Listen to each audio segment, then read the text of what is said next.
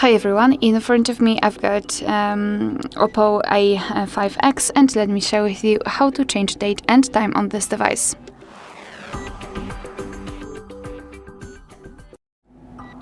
So let's begin with opening the settings, and here we have to scroll down to the very bottom to find System and Update.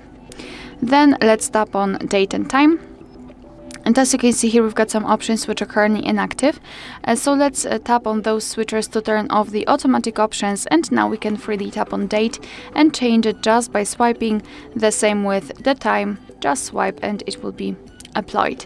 We can also select the time zone, just tap on the time zone, and here we've been transferred to the full list of available time zones. So find yours and then tap on it, it will be also immediately applied.